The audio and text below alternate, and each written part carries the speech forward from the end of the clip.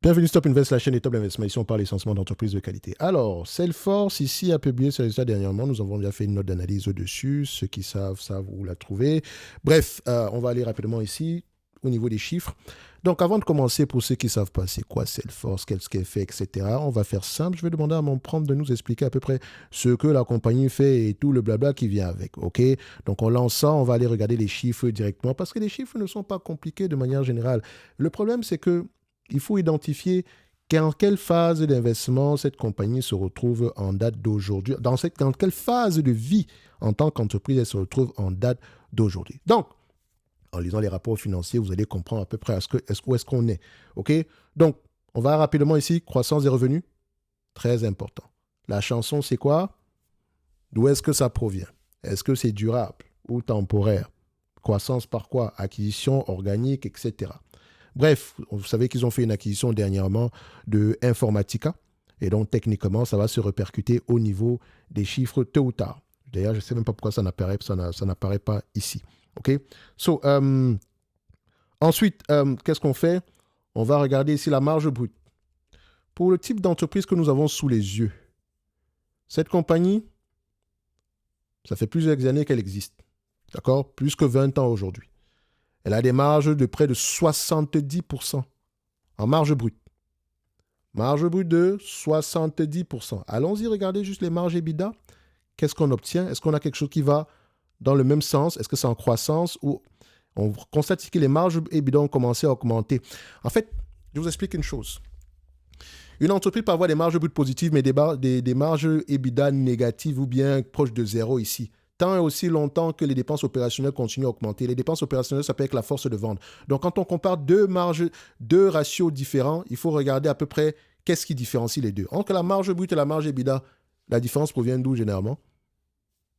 Ça peut être la force de vente, ça peut être les salaires du personnel, etc. Ça peut même être la recherche et développement. OK? Donc, une fois à un moment donné, vous allez remarquer que quand on a une croissance de 10% des revenus et qu'on a une croissance, disons, inférieure au niveau des dépenses opérationnelles, ça peut être on a de plus en plus de bénéfices nets. Donc, à un moment donné, cette compagnie, au lieu de dépenser 2 milliards, 10%, disons en 2014, ils dépensaient peut-être 10% ici en force de vente. Aujourd'hui, c'est 5% par rapport au chiffre d'affaires actuel qui a presque été multiplié par 5. Ça fait toujours bien plus d'argent qu'ici, mais en termes de pourcentage, ça a moins d'impact. OK? Donc, il faut regarder les ratios sur la période actuelle, mais surtout au niveau des tendances. Est-ce que ça augmente, ça diminue? Ici, on a une compagnie qui a un EBITDA de plus en plus élevé. OK? Et n'oubliez pas, pour ceux qui lisent les rapports financiers, vous savez que cette compagnie est passée de l'ère de l'efficience, de l'ère dépenses vers l'efficience, de l'efficience vers la dépense. OK? C'est notamment ça qui avait impacté le business ici. Pour ceux qui lisent, vous allez comprendre de quoi je parle. OK? Quand elle a dit ici qu'elle allait arrêter de dépenser énormément, on a eu ceci. Quand elle a dit ici qu'elle allait recommencer à dépenser énormément, on a eu cette variation-ci. Ça, c'est pour les investisseurs qui ne pensent pas à long terme. La question à se poser, c'est est-ce que ces investissements-là rapportent? Est-ce que c'est important d'investir en date d'aujourd'hui? Est-ce que vous vous rendez compte que cette compagnie a embauché énormément de forces de vente qui s'avèrent très utiles en date d'aujourd'hui? La force de vente est opérationnelle au moment où on en a le plus besoin. Or, vous pensez que la force de vente, quand on l'embauche aujourd'hui, elle est opérationnelle demain? Non, ça prend des mois pour la former. Donc, ce qui veut dire que les bénéfices vont accélérer. Enfin, disons que les revenus vont accélérer. À partir d'ici, sauf surprise. Et si vous lisez encore une fois, vous allez remarquer qu'il y a un changement au niveau des contrats de cette compagnie. L'IA commence à rapporter. L'IA rapporte. Encore une fois, c'est un narratif qui ne se vérifie pas. L'IA va nous tuer. Ils ont dit quoi dans le conference call? Ils ont dit quoi? Que les clients sont passés de la phase d'expérimentation de l'IA à la phase de frustration. N'est-ce pas? Parce que c'est facile de créer un logiciel. Mais le fonctionner dans le workflow en date d'aujourd'hui, en prenant en considération les datas, c'est plus compliqué que ça. C'est un peu plus complexe que ça. Donc, il ne suffit juste pas d'avoir la plateforme, mais il faut également avoir les données. Qui a les données? Vous connaissez la réponse. Et j'ai toujours dit que les IA, les logiciels qui vont bien se comporter, les compagnies de logiciels ne vont pas mourir. Celles qui dominaient hier auront tendance à plus dominer demain. Il y aura certes des entreprises natives ici qui vont apporter quelque chose de nouveau, mais on va les racheter. C'est comme ça que ça fonctionne. Elles vont être rachetées. Et le PDG de Salesforce vous a dit une chose dans le dernier conférence call. Les IA génératives, ce sont des commodités. Ce qui veut dire ici que eux, ils ne créent pas d'IA. Non. Ils utilisent le modèle qui est pour eux le plus avancé et le plus économique. Qualité-prix. Et dès le moment où ton modèle n'est plus économiquement rentable pour eux, ils vont chez le concurrent. D'accord? Et donc, ils peuvent fluctuer. Ce qui veut dire, encore une fois, que les coûts de production sont très importants au niveau des hyperscalers. Et donc, ça donne ici un message clair dans le futur. TPU ou GPU? Ou bien GPU de moins en moins dispendieux? Je dis ça, je dis rien. Hein. Encore une fois. Moi, j'ai choisi mon camp. Je reste au niveau des logiciels ou bien au niveau des entreprises qui permettent qui me donnent à peu près le meilleur des deux mondes. Pour le reste ici, si je décide d'aller racheter une compagnie qui a des data centers, etc., ce sont les coûts de production qui m'intéressent. Quel est son niveau? Quels sont les coûts de production par rapport aux autres usines, parce que je vais les appeler comme ça. Ce sont des usines. Coûts de production. Bref, on était là pour faire l'analyse quantitative de cette compagnie. Comme je l'ai dit ici, on a lancé le prompt. Et je rappelle qu'en description de la vidéo, vous pouvez récupérer des prompts gratuitement. N'oubliez pas, jusqu'au 26 du mois de décembre, vous pouvez également avoir accès à toute notre bibliothèque de prompts à un tarif préférentiel. Bref, CRM, etc., il vous explique ce que l'entreprise fait, machin. Ce qui, moi, m'intéresse, c'est cette partie. À quelle fréquence les clients achètent-ils? Contrat d'abonnement pluriannuel, 1 à 3 ans. Le modèle offre une visibilité exceptionnelle grâce au RPO. Ensuite, peut-il augmenter les prix? Salesforce a démontré son pricing power en augmentant ses prix catalogue. 9% en 2023 et en poussant le bundling, donc vente groupée. Parce que Salesforce a plusieurs... Ils appellent ça des clouds, mais ils ont plusieurs offres à l'intérieur. Quand tu commences par une, tu vas te rendre compte que peut-être prendre 2, 3, 4, 5, 6, c'est encore mieux. OK? Donc, on commence par une chose, on commence par un produit et finalement, on se retrouve avec 6 produits. Que se passe-t-il en cas de récession dans les dépenses liées au critical, dans ce cas, on ne coupe pas l'outil des vendeurs. Cependant, la croissance des nouveaux sièges ralentit car les clients réduisent leurs effectifs ou nettoient des licences inutilisées. OK? Quelle est la phase de l'entreprise? Ici, on met phase de retour en capital. Donc, ce qui nous dit à peu près quel type de métrique de valorisation je devrais utiliser pour ce type d'entreprise. Donc, on me dit free cash flow yield, ça pourrait être intéressant. En fait, le free cash flow yield, c'est le price to free cash flow, OK? Ou bien le price to earning ratio. Ici, vous pouvez l'appeler également earning yield, d'accord? Le earning yield, c'est le PER, d'accord? Le free cash flow yield, c'est le price to free cash flow. C'est la même chose. D'accord? Sauf que c'est la même équation inversée. Au lieu d'avoir le P au numérateur et le FCF au dénominateur, on a le FCF au numérateur et le P au dénominateur. Même chose pour le P et le E.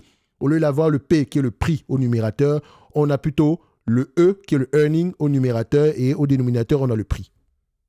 Et nous, on aime penser en termes de rendement. OK?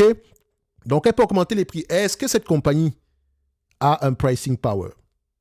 Oui, coût de changement, c'est classique au niveau des logiciels. OK? Donc, coût de changement, l'effet de réseau. Plus les gens utilisent, plus ça a de la valeur. Et en même temps, à l'intérieur, vous pouvez avoir ici, je pense que... qu'est-ce qu'ils ont mentionné? Voilà. Donc, la plus grande place de marché d'application B2B. Donc, elle est un peu comme elle a une sorte de App Store à l'intérieur. Je sais que vous ne voyez pas toujours ce que cette compagnie fait, mais elle est indispensable pour les vendeurs. C'est pour ça qu'avant de critiquer Salesforce, posez la question à quelqu'un qui utilise Salesforce. Parce que Salesforce, ce n'est pas le seul CRM. Il n'est pas seul, mais c'est peut-être l'un des meilleurs. Parce que Microsoft a son propre CRM. Et je vous ai dit ici que l'un des risques, c'est parce que les entreprises s'en vont de plus en plus vers des...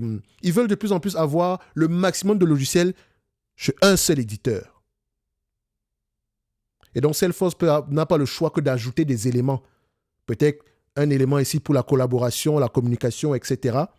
Ou bien un élément ici pour avoir ici la vidéo à distance, la vidéo, etc. Donc, N'oubliez pas, il y a plusieurs... Ils peuvent rajouter plusieurs éléments, ils doivent rajouter plusieurs éléments à l'intérieur. C'est pour ça qu'on aura tendance à faire beaucoup d'acquisitions derrière pour être de plus en plus important pour nos actions, pour nos clients. Bref, je vais continuer à parler matin, midi, soir, mais je m'arrête là. Tout ce qui vous intéresse ici, c'est combien est-ce que ça vaut? Est-ce que c'est toujours sous-évalué? Qui est la question la plus basique possible? Parce qu'en réalité, les chiffres, c'est juste des chiffres. Mais il faut leur donner vie. Et leur donner vie, c'est comprendre pourquoi est-ce que ces chiffres-là ressemblent à ceci en date d'aujourd'hui et à quoi est-ce qu'ils pourraient ressembler demain. Vous n'avez pas le choix que de faire une vraie analyse fondamentale. Ça prend des heures, ne vous inquiétez pas. J'ai des prompts pour ça. Donc des assistants IA qui pourraient vous permettre de gagner du temps. Pas juste dit comme ça dans un élan marketing, non, pas du tout. Ceux qui l'ont testé pourront vous dire ici que ça fonctionne.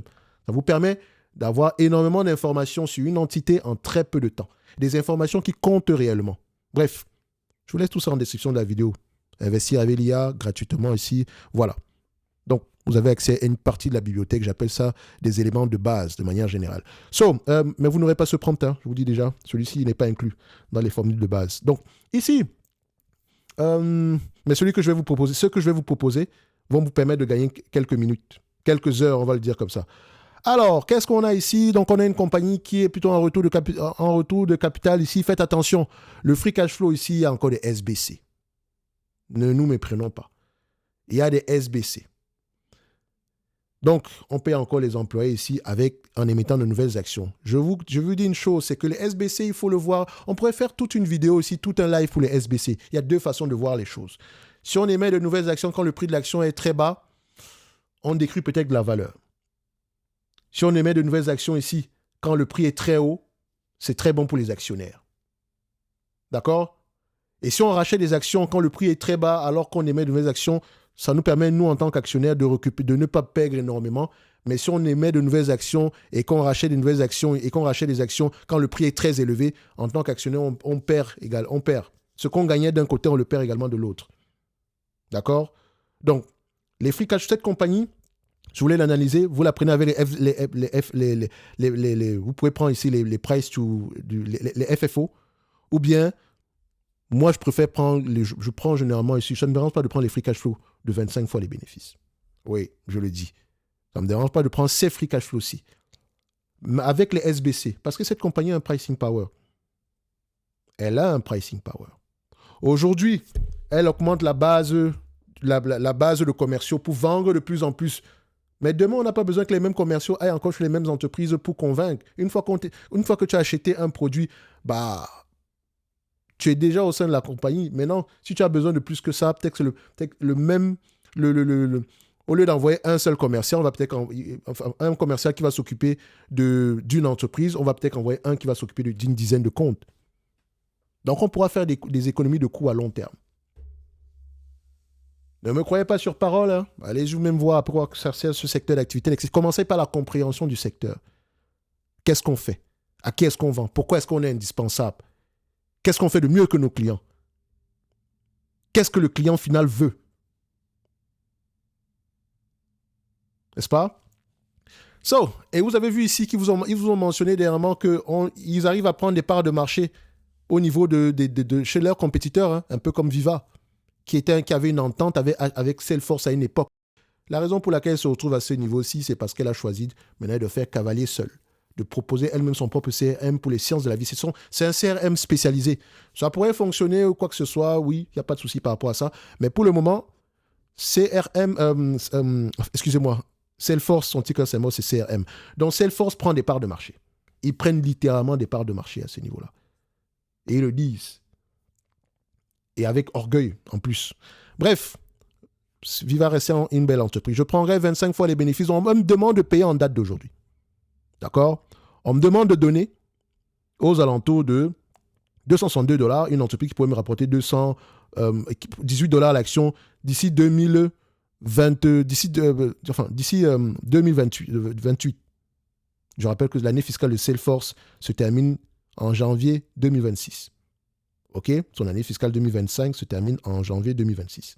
Enfin, techniquement, son année fiscale 2026, je pense bien, si je ne me trompe pas. Il ne faut pas que je dise des bêtises ici, là. Bref. Sur cette compagnie, le prix est intéressant. Le prix est intéressant. Je la paye presque à 15 fois les bénéfices. Le plus important maintenant, c'est de livrer la marchandise. Si on a au moins 18, tant mieux. Si on a plus que ça, parfait pour moi. Est-ce que c'est une entreprise qui mérite d'avoir une place dans ma watchlist? Bien sûr.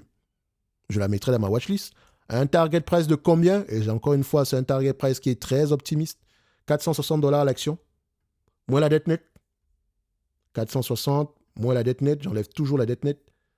460, voilà. Ils ont du cash net. Non, attendez, il faut vérifier ça ici.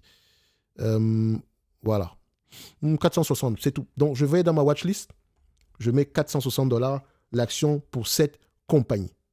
Maintenant, je dis une chose.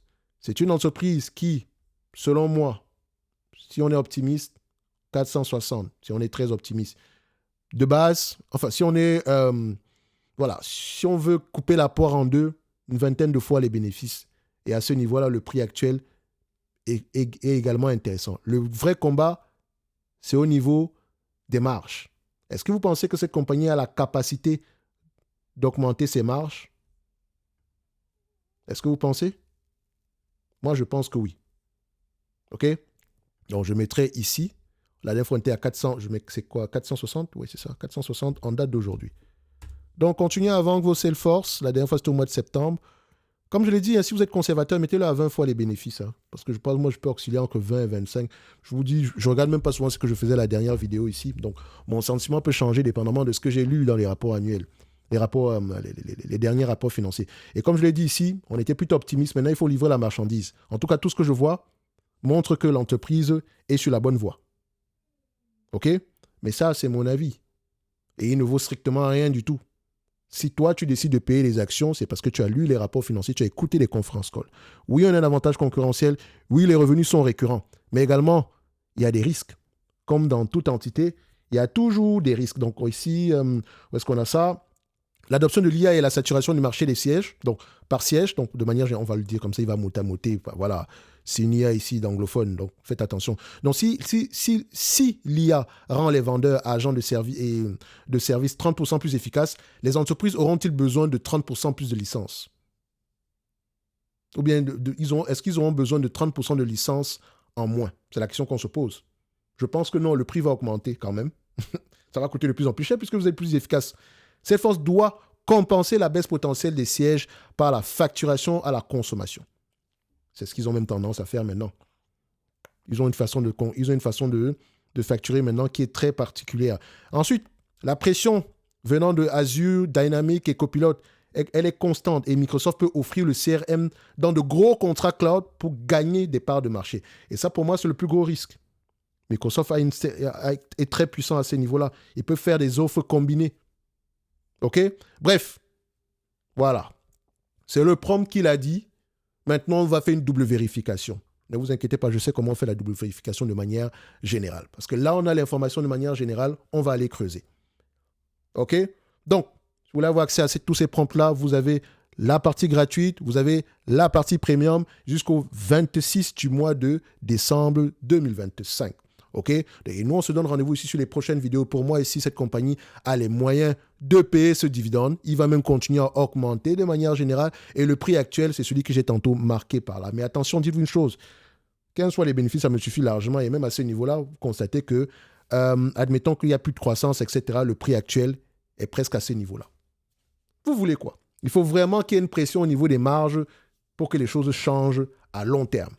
Mais bref, le long terme, c'est une succession d'événements à court terme, n'est-ce pas? Et donc, on verra ça au prochain trimestre. Et donc, vous savez, ceux qui ont lu la note d'analyse, qu'est-ce qu'il faut surveiller de manière générale?